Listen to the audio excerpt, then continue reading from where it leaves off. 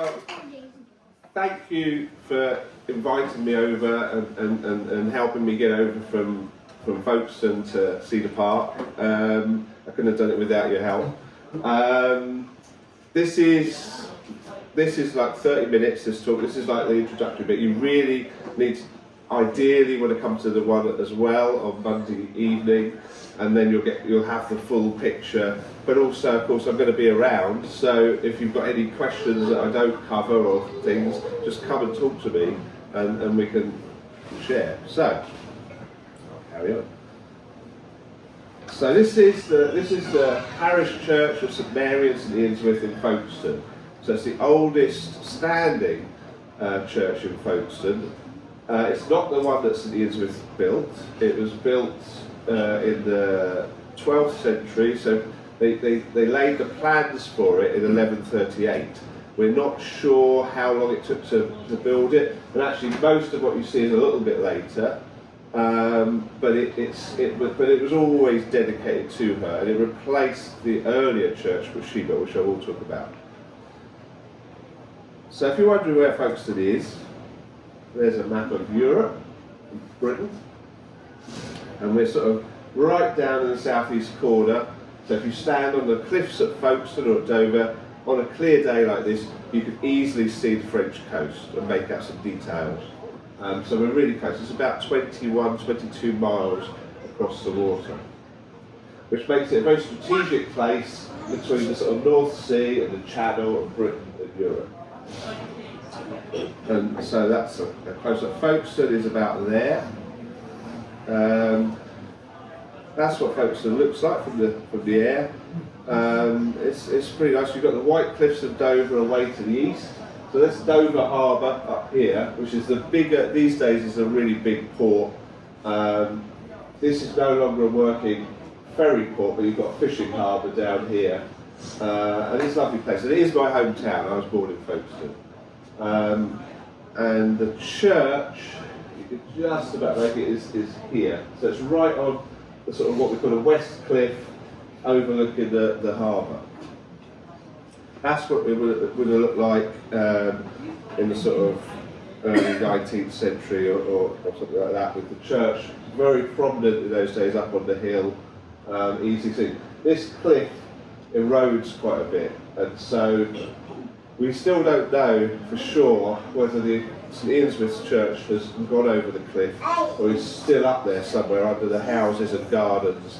I like to hope it's still there and we can find it one day.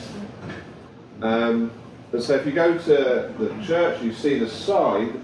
It says here, and we all agree we need a new sign. We're working on that. And actually it says Christian worship has been offered continuously on the site since 630 AD. That is incorrect, but I'll talk more about that tomorrow and the actual dates that we think. It's just a little bit later. It's probably more like 650 or 660, but we'll come to that. But it's still a long time ago. So there are a few Anglo-Saxon sources. So this was mid-11th century, so late Anglo-Saxon, that talk about Eanswythe. They don't say a huge amount about her, and they all say the same thing. And here it is, translation. Edbald, so Edbald was the king of Kent. Kent at this time was its own kingdom. There was no England. England doesn't exist yet. There's Wessex and Mercia, who were always our enemies. Northumbria, who we were friends with, the East Angles, the South Saxons and so on. But Kent was Kent. And his own king, so King Edbald, his queen was Emma. It says was daughter of the king of the Franks. She wasn't, she was a noblewoman rather than a princess. And they had 3 children. They had St Eanswythe, and this it says who rests at Folkestone, and Earconbert, king of Kent after Edbald, and Ermenryd, his brother. So 3 children. I suspect Edbald and Emma, who were married for about 16 years, probably had other children, but they may not have survived infancy or these are the three whose names made it into the history books.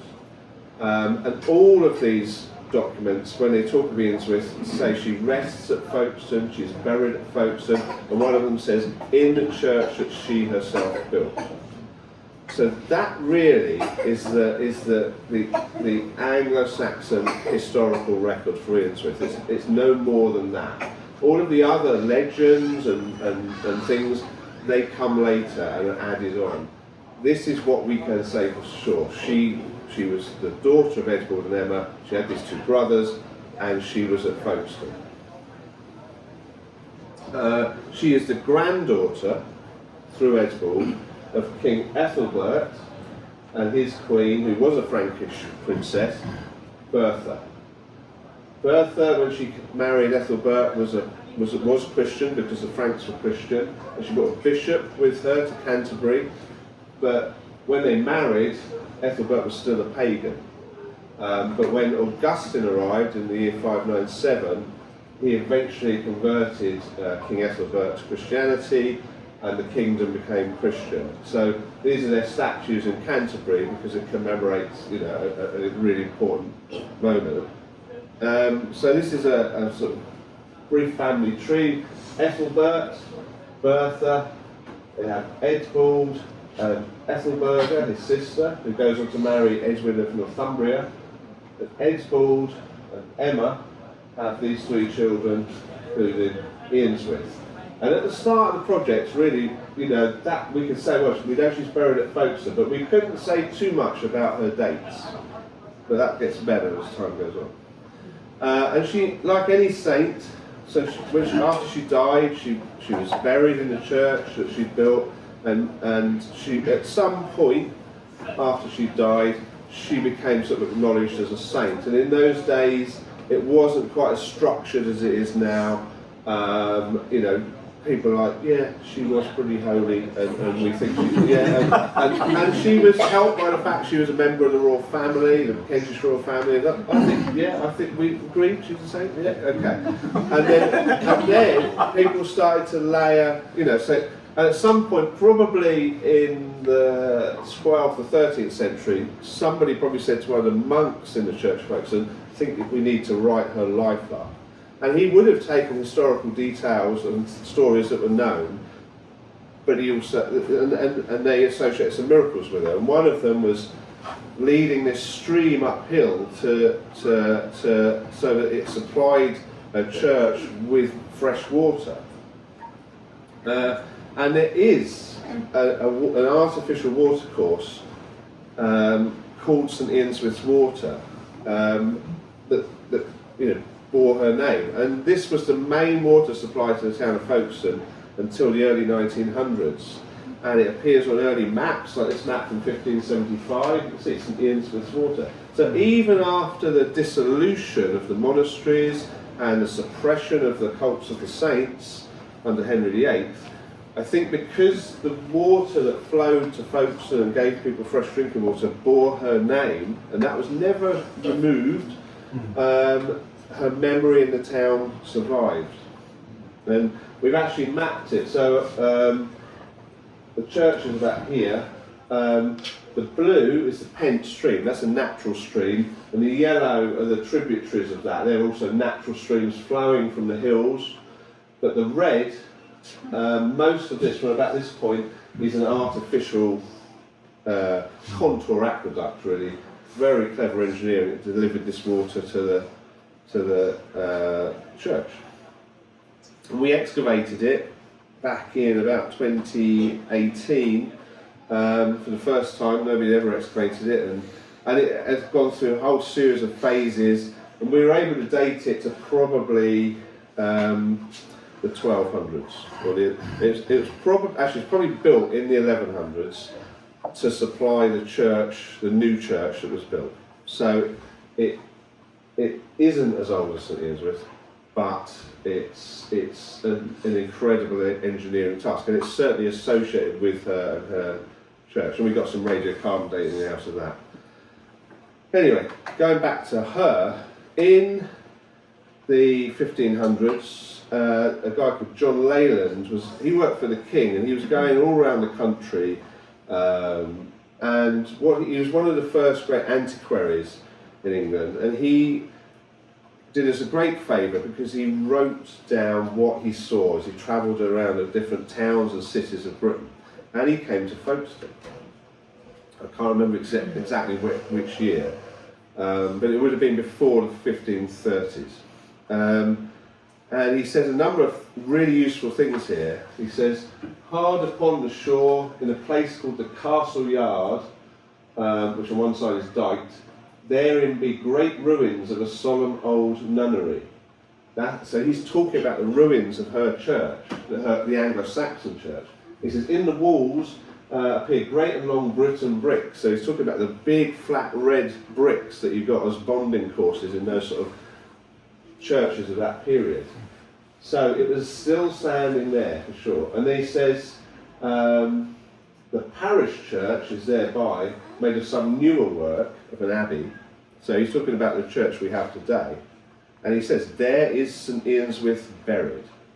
So there in the 1530s probably, somebody said, yes, her tomb is in the church. And there is an earlier medieval record that she was, when they built the new church, they translated her relics from the old church into this church.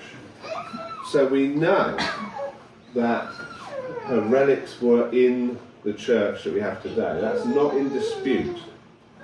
Because I'm always encountering people saying, well, how can you possibly know that these bones are her? So there is a documentary trail that puts her relics in that church, okay? This is a sort of reconstruction of what we think Folkestone looked like around about, well, the Middle Ages really, the sort of 13, 14, early 1500s. You've got this castle her church was inside the castle. The castle comes later. So her church is built somewhere out here, we're not sure where yet, we haven't found it. And then by the 1130s, it was kind of, they didn't really want to be inside the castle, and they needed a bigger church, and so they appealed to the Lord and said, can we have a plot of land over here and build another bigger church? A bit like you're doing now. And so when they built it, they would have moved all the church equipment and the church plate, and they would have taken the relics of their founding saint with them into the new church.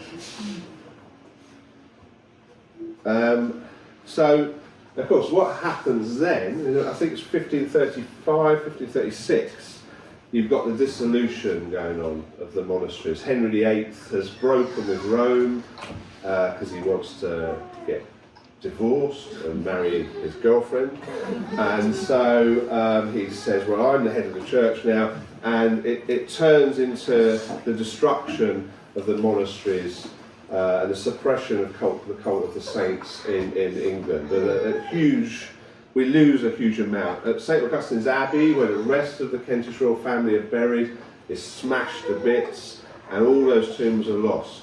And at Folkestone, it was a priory church, it had Benedictine monks, so it was a target. And so the king's men were coming, and one of the things they would have wanted as they shut down the priory was any relics. And the monks at Folkestone did hand over a head reliquary of Eanswythe in a probably a sort of jewelled container with pieces of her skull. So, well, they're the relics. And away the king's men went. But they actually hadn't given them all the relics. So, but for all everybody knew, that was the end, and her relics were lost just as all the other Kentish royals were. So by 1885, the vicar in Folkestone was Matthew Woodward, who was what we'd call him Anglo-Catholic or High Church. He was an Anglican, but he was very much at the Catholic and the end of the spectrum. And so he did respect the concept of saints and things like that. And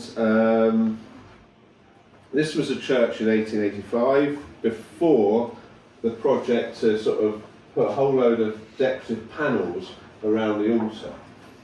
And there was a little niche here. This is a photograph, just before that, which we don't know the purpose of that niche because it was later covered up, but it may have been connected with Eanswythe's medieval shrine. And we have late medieval documents of people giving bequests in wills and so on to the church, for prayers to Eanswythe and so on. So, anyway, as the workman's job was to strip down that wall and prepare it for these new panels. And as they stripped it down, they took the plaster off, and below here, down here, they found a lead container concealed in the wall, right by the altar. It looked like that.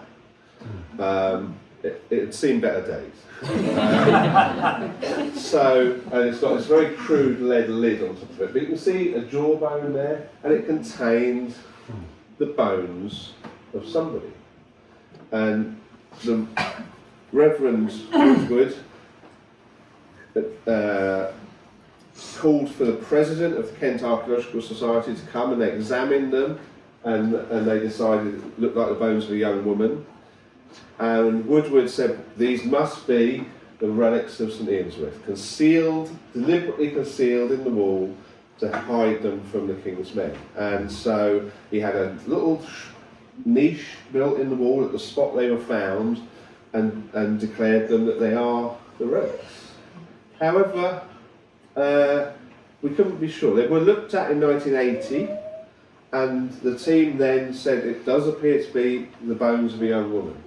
But we had no more to go on than that. And that's what you see when you go there. This is the niche here that the bones are kept in those days, still in that lead container. You can see the icon here, which was a gift from an Orthodox church.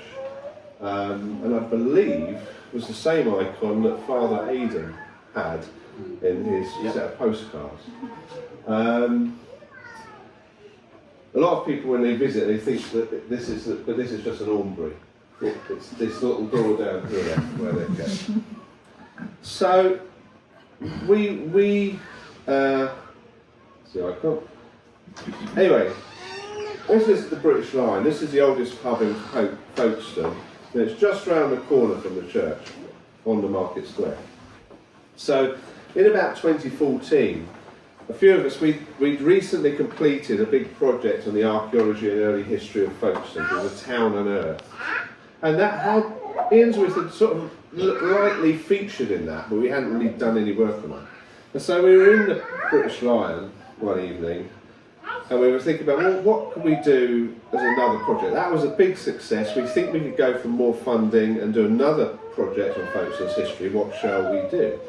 And the subject of Eanswythe came up, and we said, well, there's lots of things we don't know about her. She's such a foundational figure for the town. Maybe we should do a project just about Eanswythe. And that's what we did. It was called Finding Eanswythe. Actually, it had the subtitle, The Life and Afterlife of an Anglo-Saxon Saint. And a whole bunch of bodies came together. I worked in those days for Canterbury Archaeological Trust. And these are some of my key collaborators. So this is the Reverend Dr. Leslie Hardy, who's a historian, but also an Anglican priest, and a good friend of mine. Dr. Ellie Williams, who's an archaeologist and an osteologist, and Dr. Mike Bintley, who's a historian and linguist of the Anglo-Saxon period. So these were some of the really key collaborators, but I would say Leslie is perhaps the lead one, and we really need to get Leslie over here one day. And so we did that project from about 2017 to 2019, but at the time we hadn't been able to secure permission from the church to look at the actual relics. We did everything else you could imagine. We looked into all the document resources, and we were interested in the legacy of Eanswythe within the town's story and so on, and the water course. We did the dig on the water course, but we hadn't managed to get at the relics. And there was some opposition within the church. There were some people in the church who said, well, you shouldn't disturb them. But luckily, in the end, the argument won through that we really need to know if this is Eanswythe's relics or not.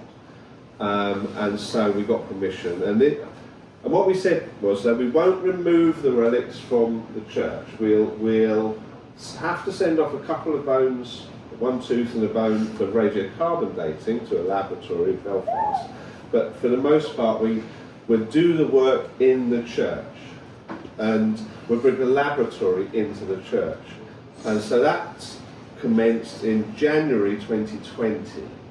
And this was Father John, who was the parish priest at the time, and me, just at the beginning of that process. And it was a 3-day project, and we said, we were a bit worried about security because the church has been broken into many times. So we said we will sleep in the church with the rest, because we couldn't countenance the idea of going home and coming back in the morning and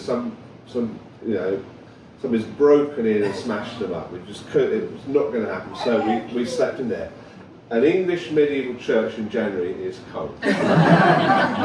Also, everybody, this priest, Father John, is the person who Father Aidan and I had communicated with, who's responsible for giving us our little cloth. Is this gentleman now who's retired. Yeah, if it was up to me, you could have a bone. We're going to work on it. We're going to work on it. Anyway, it's another project. So we had this was us having a look in there, and nobody had looked at these relics since 1980. They hadn't been out, so and they hadn't taken any photographs. Because obviously they didn't have cameras in the 1980s. So we thought, we didn't really know what we were going to find. And when we took the little brass grill out, there was the lead container. You can see plastic bags sticking out of the top. They put them back in plastic bags, and unfortunately they held condensation. So the bones that were in the plastic bags, which was most of them, were a little bit softer than the bones that weren't in. They're okay, they've dried out there and everything, but had we left them, had we listened to the people who said, no, leave them, leave her at rest, over time, they would have gone. So it's just as well we did what we did. And I going into this, I was about 50-50 that it's her. I thought there's a good chance, there's a clear documentary trail, but it could be a later abbess, or it could be that when they moved the bones in the 12th century, they got the wrong bones. We just don't know. So I didn't know, but I thought there's a decent chance it's her. Otherwise, I wouldn't have really bothered. And we had to suit up in all this gear because of the lead. We were worried about all the lead dust. Obviously, this is about 3 months before COVID hit, so this came in handy later. And we set a sort of conservation lab up because we wanted to work on the lead container as well. So that was in the main nave, and then just off here was the door through to the vestry. But this was Dana, she's a conservator, she's actually from California. And she started to work on cleaning up this very, very damaged lead container. And, it's actually of a type, this flared seam it's got here, there's another one on the other side, makes it of a type that's made probably in the 8th or maybe the 9th century AD. So straight away, as I was looking at that, I was thinking that is a good sign, because this object is way older than the church we were standing in. So that is an Anglo-Saxon object, there's no question of it, because we found similar ones. And it's probably originally some sort of water container for the use of water in the liturgy. I don't think it's a font, but it's something along those lines. So I don't think it wasn't created as a reliquary. I think it was pressed into service when they needed something to conceal the bones in the wall, and I think they chose to use something that had come from her church.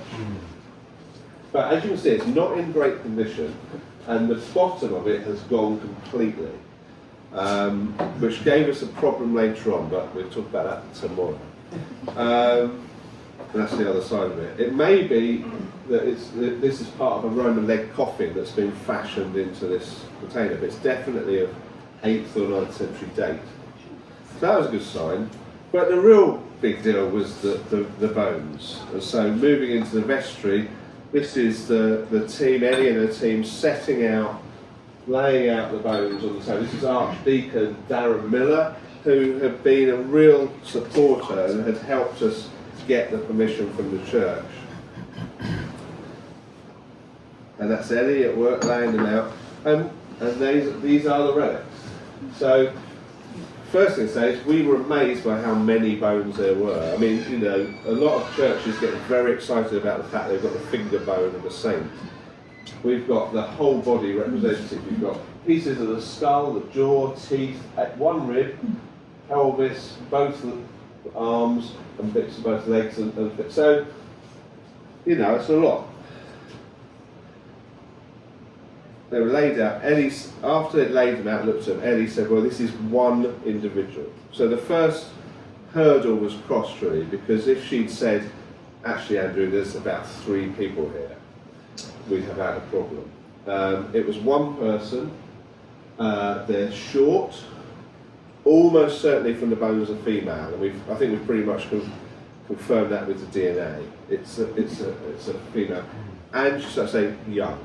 Not old. I'll talk more about the ageing and how old we think she was, and all of that, and how that contributes to understanding, narrowing down her dates tomorrow. But it was quite a thing to see them.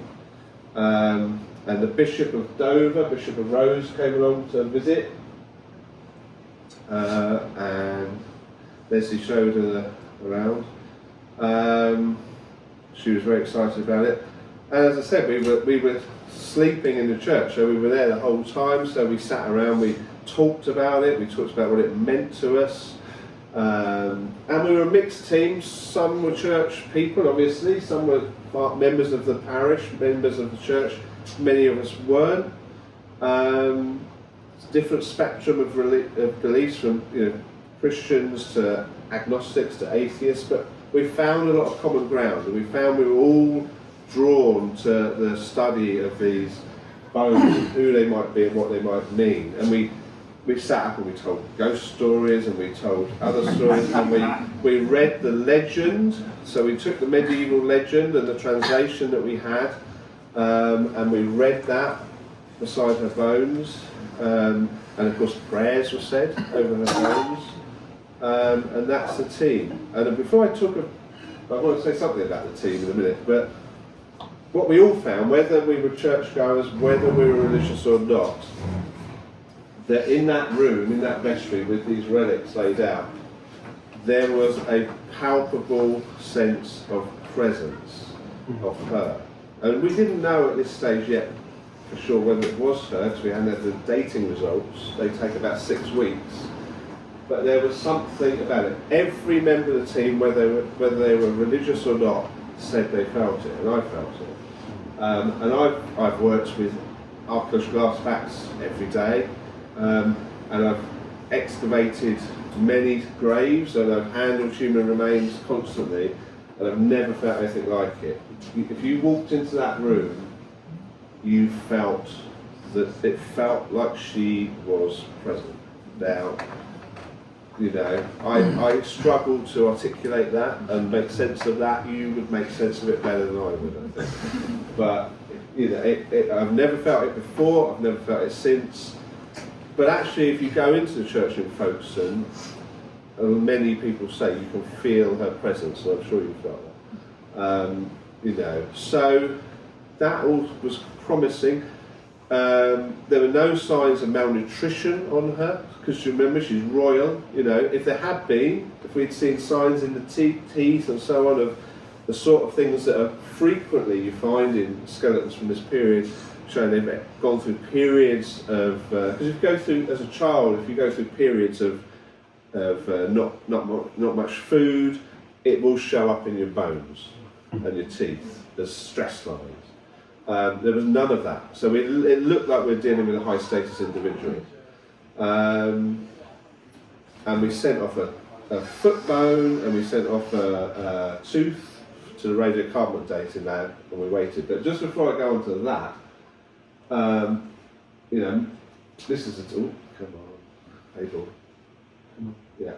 So, just worth mentioning of the team there, Lisa Duffy here, who was one of the osteologists, Texas State University. So I've been working quite separately, nothing to do with Eanswythe. I've been working with students from Texas State University at San Marcos for about 15 years. And before I came here, I've spent the last few days with my friends John and Stacey, who are professors at Texas State, and every July they bring students over to Canterbury, and some of them volunteer with me. Lisa had been one of those, and she'd come back and settled in Canterbury, studied in Canterbury to get her PhD, and so she was one of the people on the team. So Texas was there right at that time, and we remember at this stage we knew nothing of you, and we knew nothing of your connection to St Eanswythe. So it, and I'll talk more about that tomorrow. But that was unbelievable to us when Cedar Park turned up. So because, you know, and you know, yeah. I mean, I came to Texas in 2017 to visit with John and Stacey, and so you know, I feel there is a real connection between us. And anyway, but yeah, Texas was there. So we sent off the tooth and the foot bone to the Chrono Centre at Belfast, Queen's University Belfast, which is one of the leading radiocarbon labs in the world, and especially good for this period. And then we had to wait 6 weeks. And I was sitting in my office in mid-February 2020, and an email popped up and said, oh, here's the results. And I was on my own, there wasn't anybody else in the office at that time, and obviously there was a PDF attached. I looked at that and I thought, okay. So I'm from Folkestone, I was born in Folkestone, and as Father Andrew said, you know, I was at this point facing 2 possibilities. The one where it says I'm going to be able to go to the church and to the town and say it is her, or the other possibility, which we were prepared for and we had talked about, of saying actually this is a 12th century individual and it's not her. And what are we going to do then? How are we going to handle that? And Archdeacon Darren has said, well, if it isn't her, that it's, you know, it's not that important because actually it's the stories that have been told. And I'm like, yeah. So I was very much, obviously, I was hoping it was her. So I opened it up and I looked at it, and this isn't the results I had that day, but it's the results when they sent both results. But basically, I looked at the results, and this is the calendar years down here. So it's 600, 650, 700, and so on. So this is the 7th century, and the higher the peak of the line, the more probable it is that you're dealing with the right thing. And all radiocarbon dates, not like tree ring dating. They don't give you a precise year. They give you a date range, probabilities, and things like that. But basically, I looked at them, I thought about it, and I realised, I had this realisation, it is her. It is her. This is radiocarbon that you would expect for somebody who died in the mid-7th century, which is exactly when we'd have expected her to die. The chances is anybody else, some random girl in their late teens who somehow ended up in the wall of that 12th century church and did die around about the same time as Eanswythe. There's no credible story for that individual being there. The credible story is those are the bones of St Eanswythe, and I'm, you know, as happy to say we're certain on that as an archaeologist can be. And so it was that moment of sitting there at the desk and looking at the results and the realisation it is her, and what that was going to mean. Obviously I was very happy, but it was also just, you know, one of the moments in your life you remember as one of the key moments in your life. And then I arranged to meet Leslie that day. There's a street in Folkestone called St Eanswythe's Way, and that's where we met, in the street. And Leslie didn't know yet, and said, well, and I said, it's her. And then we hugged, and that was it. And so what I'll tell you about tomorrow is what that all means, what that tells us about her story, so we can tell a much richer story than just the history books give us now.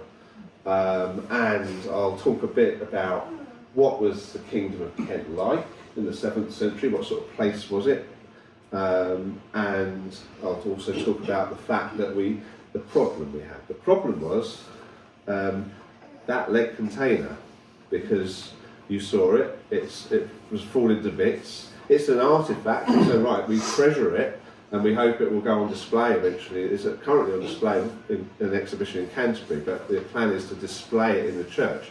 But what was very clear to us was we can't put her back into that. And so we had a problem, we needed a new reliquary, and I'll talk about that tomorrow as well. So that is